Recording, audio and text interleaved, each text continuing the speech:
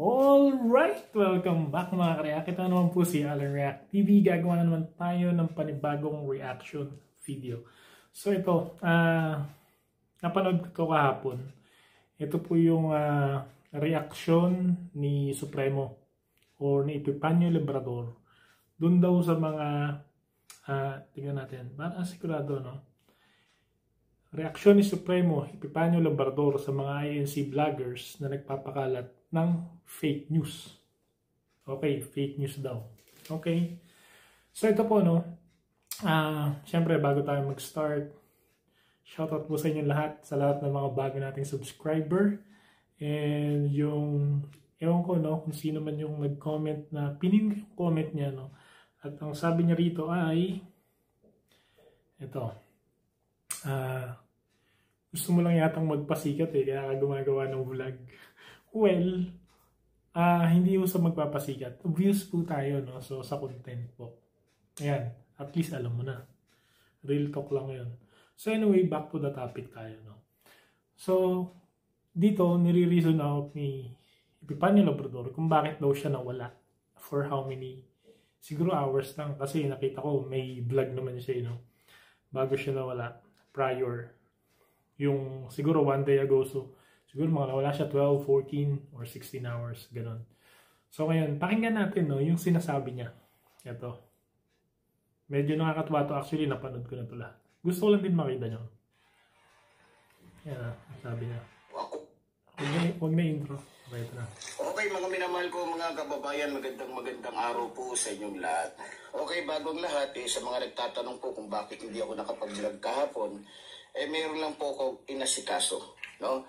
Isang bagay na kung saan, lumapit po kami sa aking abogado at siyempre sa iba pa nating mga pwedeng lapitan. Dahil nga po sa inaalam po namin kung sino-sino yung nagpapakalat ng fake news, no? Kesyo patay na daw ako, tinadtad daw ako, kesyo ako daw si Richard Palacio, kesyo nang rape daw ako ng 15 years old, kesyo mayroon daw akong warrant at mayroon akong qualified tip na wala daw piyansa. So, yan yung rason niya kung bakit siya nawala. Pumunta rin siya sa abogado. So, pasensya na, no, kinat ko, no? Pumunta rin siya sa abogado para dito, humingi siya ng advice. Okay, continue. So, basta marami pang iba. So, alam niyo mga minamahal ko mga kababayan, nakakatawa nga eh. To. Dahil po sa kagustuhan ng iglesia ng Diablo ni Manalo, no?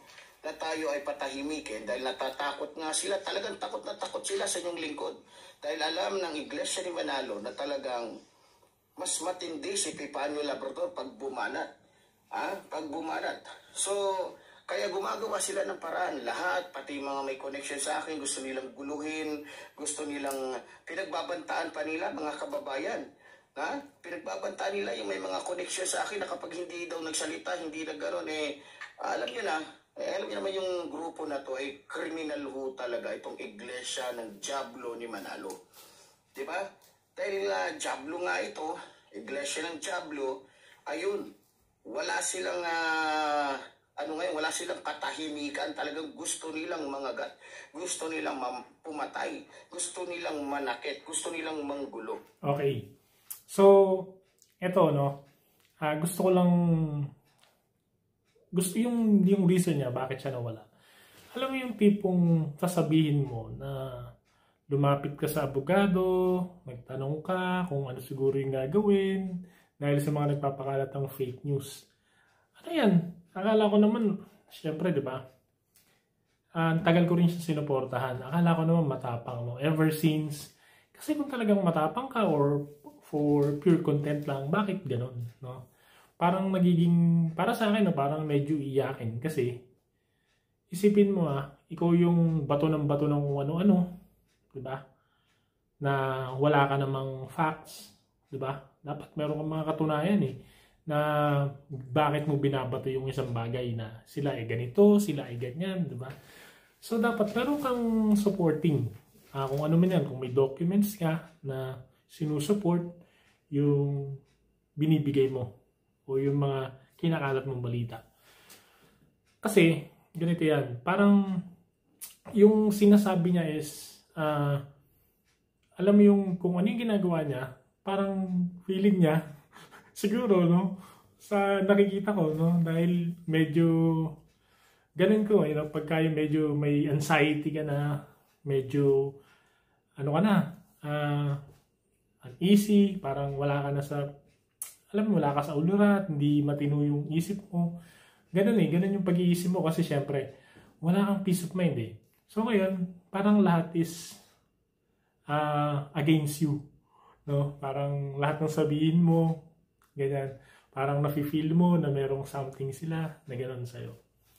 So ngayon ako naman ito, bakit kung pupunta ka sa isang abogado and tatanungin mo, and syempre kung kunyari ako abogado, kung ako mag-a-advise sa'yo, I'm not going to tell you na, hey, ganito gawin mo in front of the camera kasi hindi tama yon dahil wala ka namang mga supporting documents, kung ano man, no? Kung ano man yung mga pwede mong ibigay sa mga tao para sumusupport dun sa mga binibigay mong news. Kasi nga, unang-una, abogado yun. So, syempre, ang abogado, kailangan supported yan na isang tulad yan.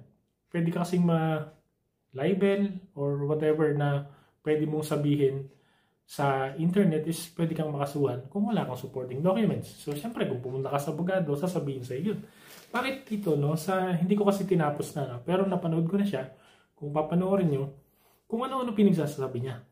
Ano? Kasi meron ding threat na pag kayo gumanito, ginawa niya to sa akin, gagawin ko rin to sa inyo. Alam mo yun, na pupunta ako sa isang iglesia, alam mo yun, na hindi ko alam kung ano gagawin. Parang ganun yung napanood ko doon. Isipin mo, kung pumunta siya sa isang abogado, siyempre, advice siya ng abogado na kailangan tahimik ka lang or kung magsasalita ka, indirect or magsasalita ka man, meron kang matibay na ebidensya. Diba? So, ganun lang yun. So, siguro kaya matapang siya, siguro meron siyang matibay na ebidensya. So, ilabas niya. Para sa akin, ganun lang. Diba? Para yung sinasabi niya is hindi parang, alam mo yun, hindi parang sabi-sabi lang. Diba? Masabi ko lang, matapang ako. Kasi syempre, sa panahon ngayon, hindi pwede yung tapang lang. Diba? Kailangan gamitan mo rin ng utak. Hindi pa pwede yung ganun. Kung tapang-tapang, wala na eh. Diba? Tapos na yung mga panahon na, alam mo yun, ang matapang ay nagiging, ano na lang, nagiging history ka na lang. So gusto mo ba yung tapang mo, is history ka na lang? Diba? So, kailangan supported ka ng ganon. So, since lumapit ka na sa abogado, dapat ganon. And kung content ka lang, huwag ka dapat iyakin. Diba? Kasi kung iyakin ka, wala. Hindi ka magtatagal sa industriya na to. Ganon lang yun eh. So, gusto mong content lang, gusto mo pala ng hanap buhay lang, bakit hindi ka kumuha ng content na hindi ka magkakaroon ng sakit ng ulo? Tulad yan, oh. Bakit? Sige, sabihin na natin gusto mo sila i-content. Indirect. Dapat, hindi yung katulad yan. Ang inaaway mo, buong iglesia na eh. Yung isang ano na eh. Diba? Parang ganun yung nakita ko o narinig ko dun sa mga napanood kong mga video mo. Diba? So, kailangan medyo ano ka lang, specific ka lang sa mga tao. Ganun. Huwag yung lalahatin mo sila. Diba? Kasi, sabi ko nga, yung mga nanonood sa'yo or maybe yung mga sumusuporta sa'yo before, isa silang INC or yung Iglesia ni Cristo and sila yung mga Katoliko, born again Christian, whatever. Tapos natatapik mong ganun, tinatamaan sila, anong nangyayari, di ba? Ano yung magiging outcome? So syempre, magiging outcome niyan is ending galit sila sa'yo kasi lahat sila dinamay mo. So ganun lang, no? So kung content lang, huwag tayong iyakin.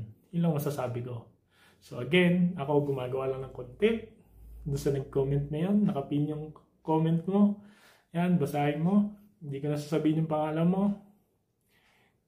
Tanong mo kung gumagawa or nagpapasikat lang ako, hindi. Gusto ko ng kasing-kasing. Yan. More views, more fun. So yun lang po. Have a great day po sa inyong lahat. And a peace.